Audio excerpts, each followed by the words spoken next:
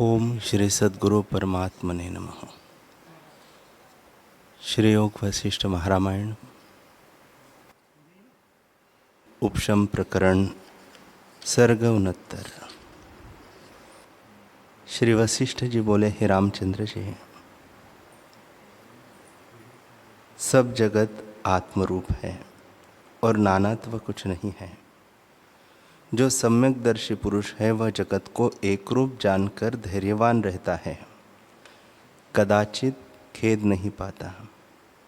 हे रामचंद्र जी, जो पुरुष निर्वासनिक हुआ है, आत्मविचार से आत्मपद को प्राप्त हुआ है, उसको देखकर मोहने वाली माया भी भाग जाती है और निकट नहीं आती है। जैसे सिंह के निकट मृग नहीं आता, तैसे ही ज्ञानवान के निकट माया नहीं आती है। सुंदर स्त्रियां, मणि, कंचनादिक धन और पत्थर, काष्ठ सब उसको तुल्य भासता है।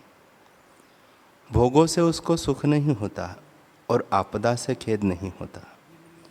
वह सदा ज्यों का त्यों रहता है।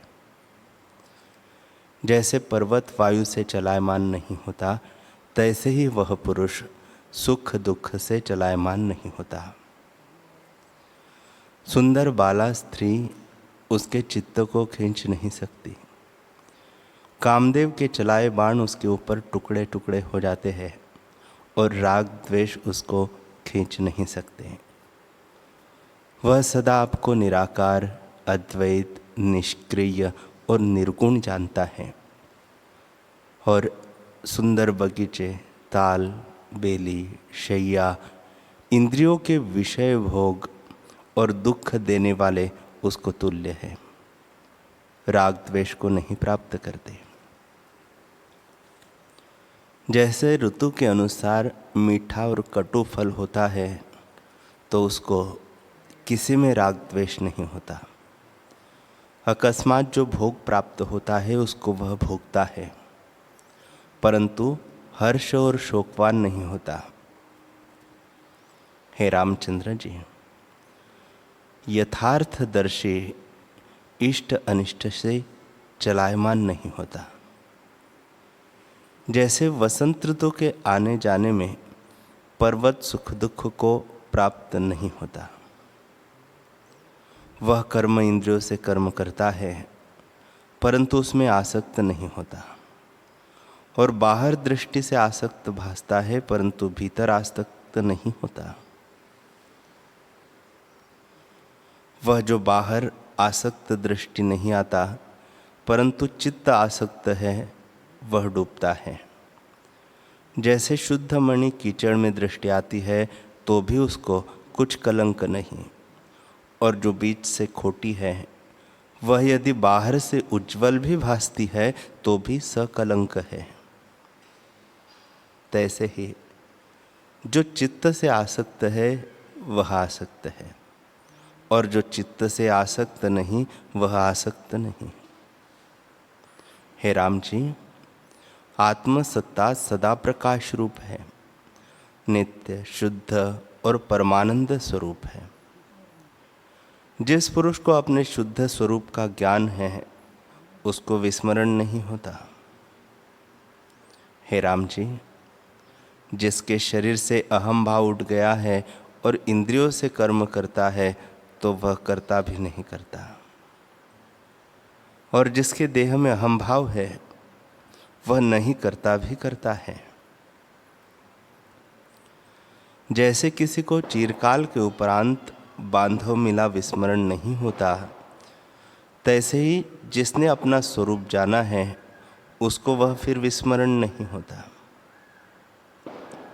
हे रामचंद्र जी, जिनको शुद्ध स्वरूप का ज्ञान होता है उसको भ्रांति रूप जगत नहीं भासता। जैसे रस्सी में भ्रम से सर्प भासता है, पर जब भ्रम निवृत्त हुआ तब ज्यों की त्यों रस्सी भासती है, सर्प नहीं भासता। जैसे मरुस्थल में जल बुद्धि निवृत्त हुए फिर जल बुद्धि नहीं होती, तैसे ही आत्मा के जाने से देहभाव नहीं होता। जैसे पहाड़ से नदी उतरती है सो फिर पहाड़ पर नहीं चढ़ती, और सुवर्ण का खोट अग्नि से जला हुआ चाहे कीचड़ में डालिए फिर खोटा नहीं होता। तैसे ही जब हृदय की चित्त ग्रंथि टूटती है तब गुणों के व्यवहार में गांठ नहीं पड़ती, अर्थात बंधायमान नहीं होता। जैसे वृक्ष से टूटा फल फिर नहीं लगता, तैसे ही जिसका देह अभिमान टूटा है उसको फिर अभिमान नहीं होता।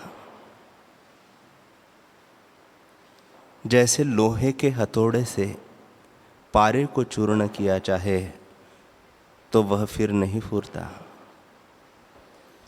जिस पुरुष ने अविद्या को जाना है वह फिर उसकी संगति नहीं करता, और जिस ब्राह्मण ने चांडालों की सभा जानी फिर वह उनकी संगति नहीं करता।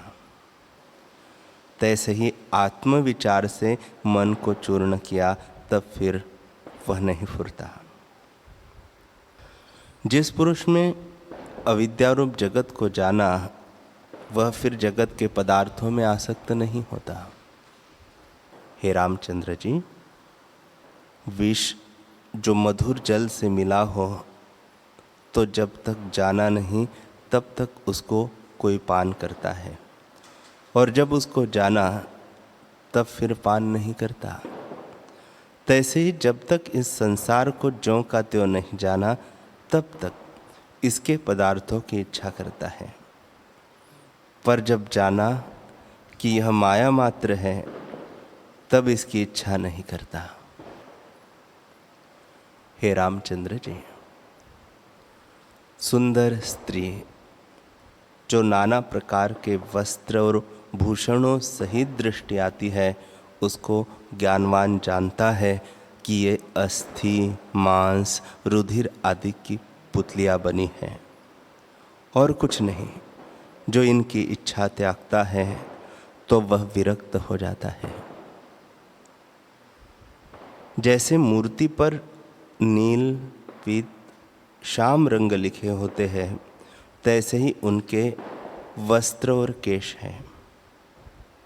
हे रामचंद्र जी, जिस पुरुष को आत्मा का साक्षात्कार होता है उसको अवस्तु में वस्तु बुद्धि नहीं होती। अवस्तु में वस्तु बुद्धि तब होती है जब वस्तु का विस्मरण होता है। सो ज्ञानवान को तो सदा स्वरूप का स्मरण है, उसको अवस्तु में वस्तु बुद्धि कैसे हो। जिसको आत्मबुद्धि हुई है उसको विस्मरण नहीं होता। जैसे किसी पुरुष ने किसी के पास गुड़ रखा हो और वह खा जावे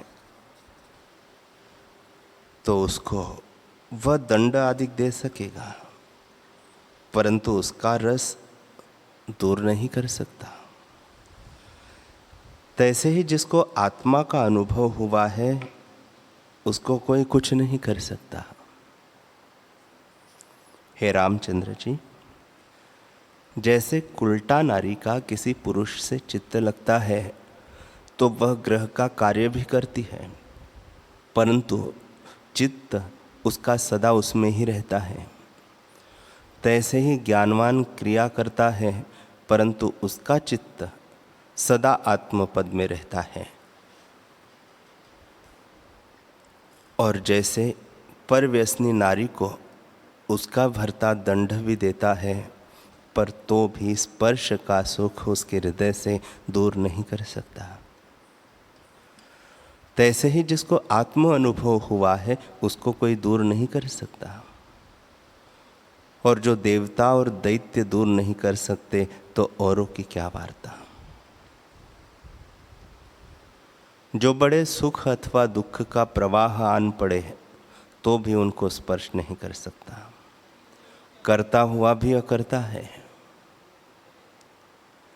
जैसे परव्यसनी नारी पर पुरुष के संयोग से सुख पाती है परंतु उसको स्पर्श के सुख का अनुभव हुआ है, उसके संकल्प से अखंड अनुभव करती है, उससे उसको दुख कुछ नहीं भासता।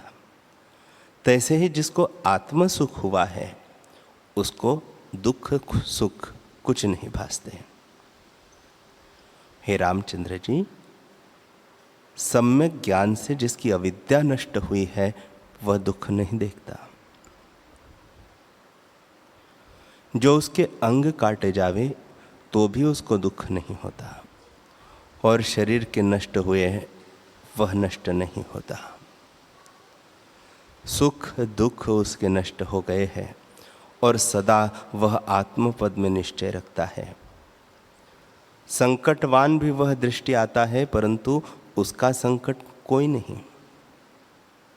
वह वन में रहे अथवा ग्रह में रहे, व्यवहार करे अथवा समाधि करे, वह सदा ज्यों का त्यों रहता है। उसको खेद कष्ट किसी प्रकार से नहीं होता। श्री वशिष्ठ जी बोले, हे रामचंद्र जी, राजा जनक राज व्यवहार करता था परंतु आत्मपद में स्थित था। इससे उसको कलंक न हुआ और सदा विगत ज्वर ही रहा। तुम्हारा पितामह राजा दिलीप भी सर्व आरंभों को करता रहा परंतु राग द्वेष को न प्राप्त हुआ और जीवन मुक्त होके चिर पर्यंत पृथ्वी का राज्य करता रहा।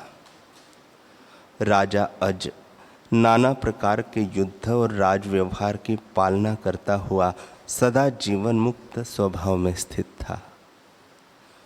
राजा मानधाता नाना प्रकार की युद्ध चेष्टा करता था परंतु सदा परम पद में स्थित रहा और कदाचित मोह को न प्राप्त हुआ।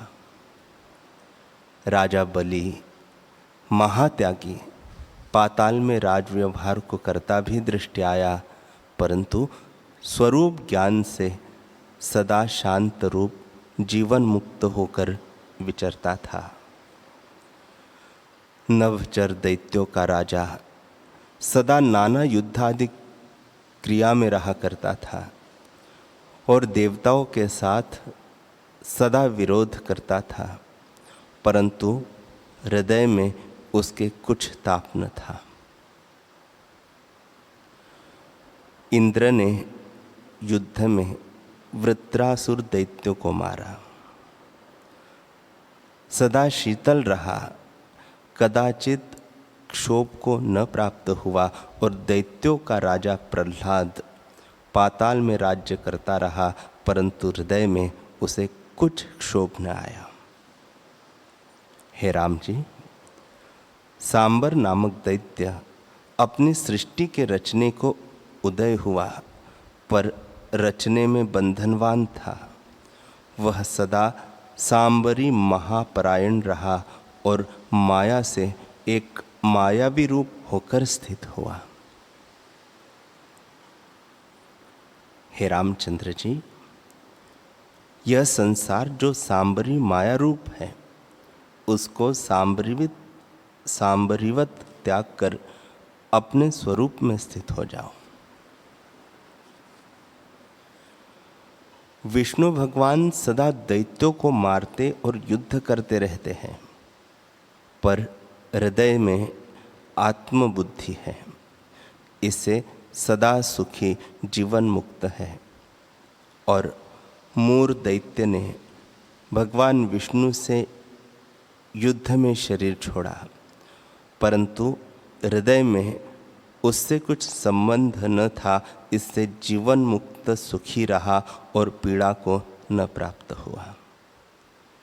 हे रामचंद्र जी, सब देवताओं का मुख अग्नि है जो यज्ञ लक्ष्मी को चिरकाल पर्यंत भोगता है परंतु ज्ञानवान है, इससे क्षोभवान नहीं होता, सदा शीतल रहता है।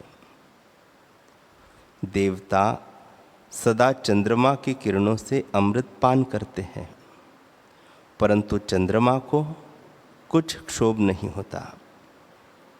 और देवगुरु बृहस्पति ने स्त्री के लिए चंद्रमा से युद्ध किए और देवताओं के निमित्त नाना प्रकार के कर्म करते हैं, परंतु राग द्वेष को नहीं प्राप्त होते, इससे वे जीवन मुक्त है।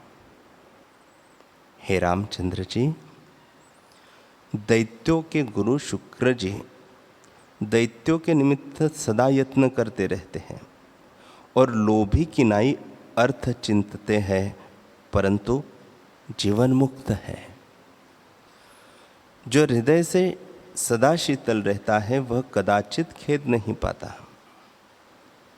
पवन प्राणियों के अंगों को चिरकाल फेरता है और चेष्टा करता है, पर खेद को नहीं प्राप्त होता, इससे जीवन मुक्त है। ब्रह्मा सदा लोकों को उत्पन्न करता है और प्रलय पर्यंत इसी क्रिया में रहता है, परंतु उसे स्वरूप का साक्षात्कार है, इससे जीवन मुक्त है।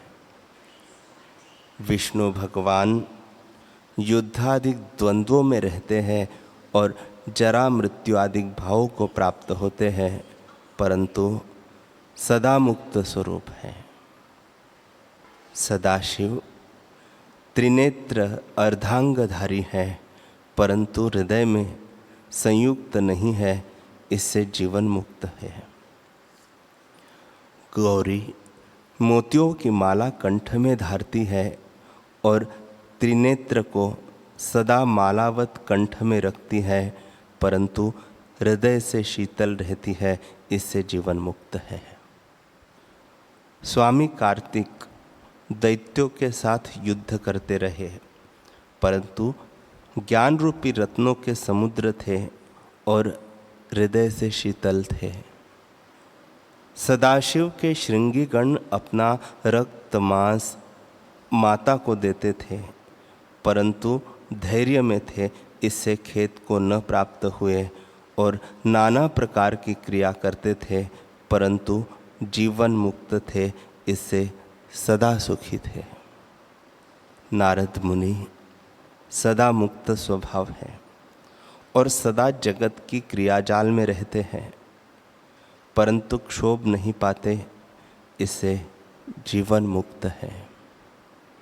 मन मौन जो विश्वामित्र हैं, वे वेदोक्त कर्म करते फिरते रहते हैं, इससे जीवन मुक्त है।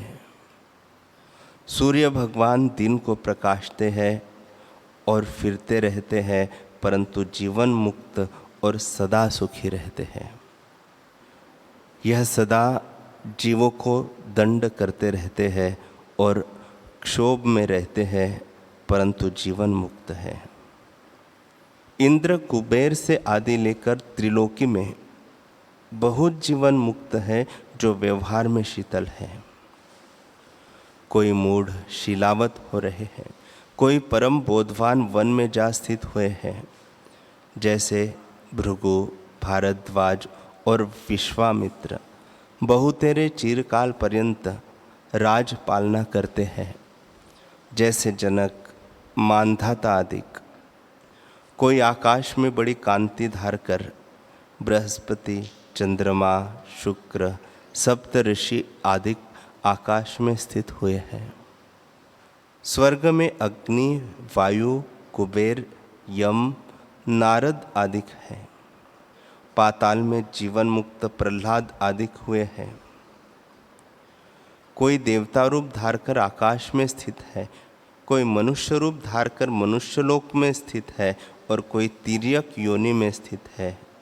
उनको सर्वथा सर्व प्रकार सर्व में सर्वात्म रूप होकर भासता है, कुछ भिन्न नहीं भासता। नाना प्रकार का व्यवहार है, सो भी अद्वैत से किया है। हे रामचंद्र जी, दिव्य विष्णु विधाता, सर्व ईश्वर और शिव आदि सब आत्मा के ही नाम हैं। वस्तु रूप में जो अवस्तु है और अवस्तु में जो वस्तु है, सो अवस्तु से वस्तु तब निकलता है जब युक्ति होती है, और वस्तु से अवस्तु भी युक्ति से ही दूर होती है। जैसे अवस्तु रूप रेत से सुवर्ण युक्ति से निकलता है और वस्तु रूपी सोने से मैल भी युक्ति से दूर होता है, तैसे ही अवस्तु रूप देहादिक में वस्तु रूप आत्मा शास्त्रों की युक्ति से पाता है और वस्तु रूप आत्मा से दृश्य रूप अवस्तु भी शास्त्रों की युक्ति से दूर होती है। हे रामचंद्र जी, जो पापों से भय करता है वह जब धर्म में प्रवर्तता है तब निर्भय होता है और दुखों के भय से जीव आत्मपद की ओर प्रवर्तता है, तब भावना के वश से असत से सत पाता है। ध्यान और योग भी सूक्ष्म है। यत्न के बल से उनसे सत को पाता है और जो असत है वह उदय होकर सत भासता है। जैसे बाजीगर की बाजी और शशे के सिंह भास आते हैं, तैसे ही आत्मा में असत रूप जो जगत है सो अज्ञान से दृढ़ भासता है, परंतु कल्प के अंत में यह भी नष्ट हो जाता है। हे रामचंद्र जी, यह जो सूर्य, चंद्रमा, इंद्र आदि है, उनके नाम भिन्न भिन्न रहेंगे और बड़े सुमेरु आदि पर्वत, समुद्र और भाव पदार्थ जो उत्तम, मध्यम, कनिष्ठ भासते हैं, वे सब नाश हो जाएंगे, क्योंकि सब माया मात्र है, कोई न रहेगा। ऐसे विचार के इनके भाव अभाव में हर्ष शोक मत करो और समता भाव को प्राप्त हो। हे रामचंद्र जी, जो असत है वह सत की नाई भासता है और जो सत है वह असत की नाई भासता है। इससे यथार्थ विचार कर असत रूप आत्मपद में स्थित हो रहो और असत रूप जगत की आस्था त्याग के समता भाव को ग्रहण करो। इस श्लोक में जो अविवेक मार्ग में विचरता है वह मुक्त नहीं होता। इस प्रकार कोटि जीव संसार समुद्र में डूबते हैं और जो विवेक में प्रवर्तते हैं वे मुक्त होते हैं। हे रामचंद्र जी, जिसका मन क्षय हुआ है उसको मुक्त रूप जानो और जिसका मन क्षय नहीं हुआ वह बंधन में है। इससे जिसको सर्व दुख से मुक्ति की इच्छा हो सो आत्मा का विचार करे, उसी से सब दुख नष्ट हो जाएंगे। हे रामचंद्र जी, दुखों का मूल चित्त है और जब तक चित्त है तब तक दुख है। जब चित्त नष्ट हो जाता है तब दुख सब मिट जाते हैं। हे रामचंद्र जी, जब आत्मज्ञान होता है तब चित्त का अभाव हो जाता है, दुख सब मिट जाता है और राग, इच्छा, सब भय मिटकर केवल शांत रूप होता है। जनक आदि जो जीवन मुक्त हुए हैं सो निराग और निसंदेह होकर महाबोधवान व्यवहार भी करते रहे, परंतु सदा शीतल चित्त रहे। इससे तुम भी विवेक से चित्त को लीन करो। हे रामचंद्र जी, मुक्ति भी दो प्रकार की है, एक जीवन मुक्ति है और दूसरी विदेह मुक्ति। जो पुरुष सब पदार्थों में असंसक्त है और जिसका मन शांत हुआ है वह मुक्त कहता है, और जिस पुरुष का ज्ञान से सब पदार्थ में स्नेह नष्ट हुआ है और व्यवहार करता दृष्टि आता है तो भी शीतल चित्त है, वह जीवन मुक्त कहता है। जो पुरुष सर्वभाव अभाव पदार्थों को त्याग कर केवल अद्वैत तत्व को प्राप्त हुआ है और जिसकी शरीर आदि कोई क्रिया दृष्टि नहीं आती, वह जीवन मुक्त कहता है। जिसका स्नेह पदार्थों से दूर नहीं हुआ, वह मुक्ति के अर्थ भी यत्न करता है तो भी बंध कहता है। जो युक्ति पूर्वक यत्न करता है उसको दुस्तर भी सुगम हो जाता है, और जो युक्ति से रहित यत्न करता है उसको गोपद भी समुद्र हो जाता है। हे रामचंद्र जी, जिन्होंने आत्म विचार किया है उसको विस्तृत जगत समुद्र गोपद हो जाता है, और अज्ञानी को गोपद भी दुस्तर हो जाता है। उसे कोई इष्ट अनिष्ट अल्प भी प्राप्त होता है तो उसमें डूब जाता है, निकल नहीं सकता। उसको गोपद भी समुद्र है। ज्ञानी को अत्यंत विभूति और ऐश्वर्य मिले अथवा उसका अभाव हो जावे तो भी वह उसमें राग द्वेष करके नहीं डूबता। हे राम जी, अपने प्रयत्न के बल सब होता है। जो कोई प्रधान हुआ है वह प्रयत्न रूपी वृक्ष के फल से ही हुआ है। आत्मपद की प्राप्ति भी प्रयत्न रूपी वृत्ति का फल है। इससे और उपाय त्याग कर आत्मपद की प्राप्ति का तुम प्रयत्न करो।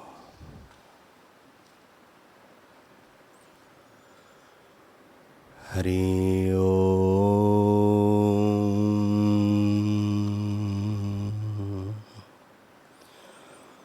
हरि ओम।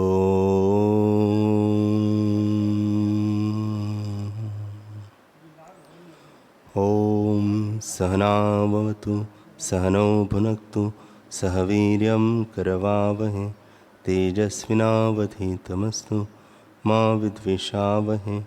ओम शांति शांति शांति।